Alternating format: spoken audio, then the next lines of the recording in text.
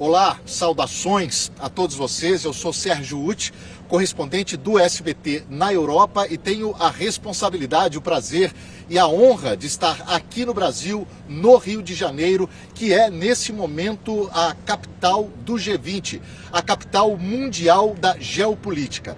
A gente faz essa edição especial do Mapa Mundi para trazer para vocês uma conversa exclusiva que nós tivemos com o embaixador Maurício Lírio, que é o Sherpa do Brasil. Sherpa é o líder das negociações com os outros países do G20 pelo governo brasileiro. Portanto, é uma das funções mais importantes, talvez a função mais importante dos bastidores desse G20, uma função definidora para o que vai acontecer na segunda e na terça-feira, quando os líderes do G20 vão assinar o documento final e vão assumir compromissos diante não apenas do Brasil, mas diante do mundo inteiro. Afinal de contas, nós estamos falando de 75% do PIB mundial, mais de 80% do comércio, 2/3 da população do planeta representados aqui no Rio de Janeiro.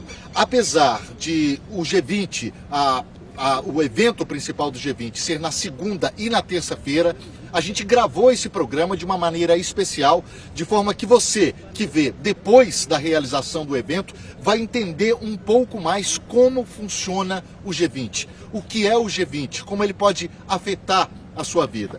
E é isso que a gente conversou com o embaixador Maurício Lírio, chefe das negociações, líder das negociações no G20 pelo governo brasileiro. Vamos ver. Embaixador, eu queria começar do básico.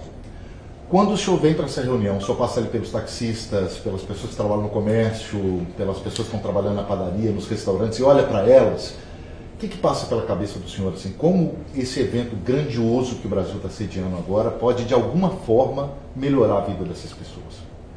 Esse evento tem a ver com a vida de qualquer cidadão, porque, na verdade, o que nós discutimos aqui tem um impacto em coisas fundamentais, como o preço dos alimentos, né? A qualidade da educação, a qualidade da saúde, o fato de que nós temos gente passando fome ou não. Então, tudo isso é impactado pelo que a gente faz no G20, porque o G20, o que é? É o grupo que tem as maiores economias do mundo, ou seja, Estados Unidos, China, Japão, Alemanha, França, Brasil, Reino Unido, todos esses estão lá, tá? E é um grupo que consegue fazer, inclusive, com que países que têm um antagonismo forte, ou seja, que são rivais, sentem em torno da mesma mesa e conversam sobre esses temas. Tá? E nisso o Brasil tem uma tradição, né, de conversar ali com todos. O Brasil tem essa qualidade de não ter rivalidade ou antagonismo com nenhum país. O que não é a regra. A regra é, muitas vezes, né, ter conflitos direto ou indiretamente com outros países. Né? Então, ali é uma oportunidade para tratar, por exemplo, mesmo estando em conflito, esses países podem fazer uma iniciativa para combater a fome no mundo, né? Para fazer com que programas sociais passem a ser adotados por países que não adotavam antes e que se beneficiem dos recursos financeiros existentes. Então, isso, a Aliança Global contra a Fome, que a gente conseguiu lançar, isso é uma coisa muito concreta. De 2025 a 2030, haverá um secretariado na FAO. FAO é a organização que fica em Roma, que cuida de alimentação, tá? É a Organização Internacional que cuida de alimentação. Então a gente vai ter um secretariado lá que vai fazer com que os recursos dos fundos dos grandes bancos de desenvolvimento, Banco Mundial, Banco Interamericano, Banco Africano, Banco Asiático, esses fundos sejam canalizados para programas da cesta de programas da Aliança Global contra a Fome, para que os países adotem esses programas. Esse dinheiro chega ao Brasil também, de alguma forma? Esse dinheiro, na verdade, o Brasil já fez, né? Já tem experiência. Isso é a graça da Aliança. A Aliança junta a necessidade de países pobres de adotar programas sociais, a disponibilidade de recursos de países ricos em fundos como esse fundo do Banco Mundial, tá? Mas a experiência de países como o Brasil, porque quem teve problema de fome? Foi um país rico europeu ou foram países como os latino-americanos, né, recentemente, nas últimas décadas? São países como o Brasil. Só quer dizer que o Brasil tem experiência nesse programa. Exatamente. Então, o que houve? Quem tem experiência em programa social abrangente são alguns países em desenvolvimento. O Bangladesh tem um programa de microcrédito, ou seja, crédito, vamos dizer assim, para pequeno investidor ou pequeno empreendedor, né? Que é centrado em mulheres. É um programa extraordinário que ajudou a superar a pobreza em Bangladesh. O Brasil tem o Bolsa Família, que, de acordo com o Banco Mundial, é o programa mais extraordinário em termos de inclusão social, porque não só permite que a mãe compre os alimentos e dê, né, as condições para as crianças para, né, terem uma infância de qualidade, mas tem a obrigação também de botar a criança na escola e de levar ao posto de vacinação, fazer os seus exames maternos também, ou seja, cria as condições de longo prazo para o desenvolvimento, porque saúde e educação são as bases do desenvolvimento. Então, além de estar combatendo a fome imediatamente, tem isso. Essa será a grande vitória do Brasil no G20, da diplomacia brasileira no G20, essa aliança global contra a fome, embaixador? Eu acho que sim, porque é uma coisa muito concreta. Já tem consenso? Já temos o consenso de todos os documentos de base que foram aprovados em julho, que são a fundação da aliança. Então todos os países do G20 apoiaram esses documentos. Provavelmente teremos, se não todos, a grande maioria dos países do G20 na aliança, para não falar dos outros países, dos outros bancos, instituições de filantropia, Fundação Gates, Fundação Rockefeller, né? Então, é uma iniciativa, na verdade, para todos nesse aspecto. Então, nesse sentido, a gente pode dizer que o que o Brasil traz é uma experiência própria de país em desenvolvimento que conseguiu superar a fome. Nós saímos do mapa da fome em 2014 com programas sociais abrangentes e que pode, né, articular uma grande iniciativa internacional para que outros países tenham o mesmo benefício.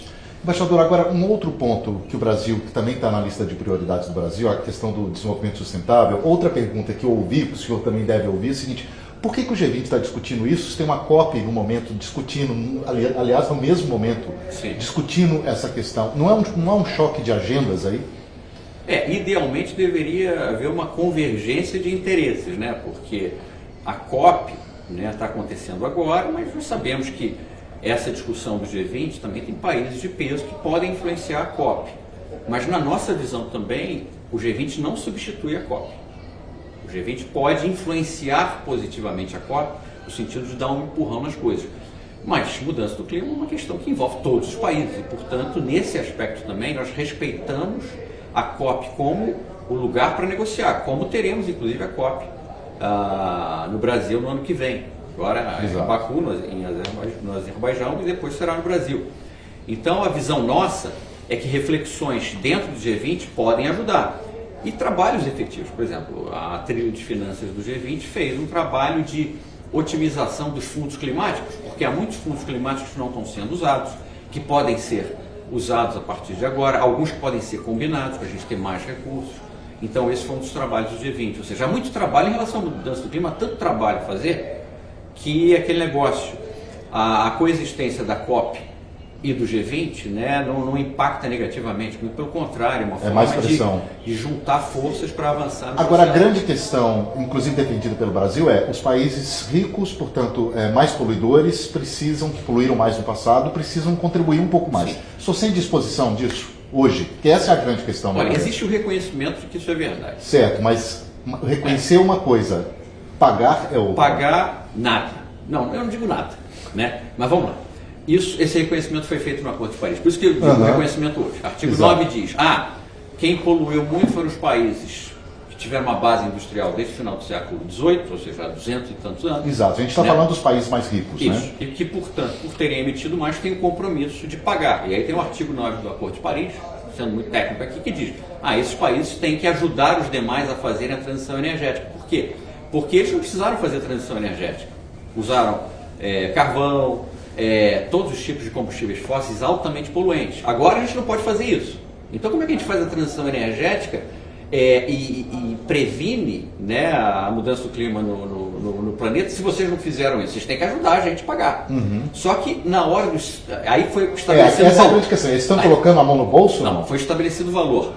100 bilhões de dólares. Por ano. Tá? Por ano, desde 2020 a 2026. Quando eu falei nada é um modo de dizer. Claro. Mas a pergunta é, essa meta foi atingida em algum dos anos, e já estamos em 2024? Não.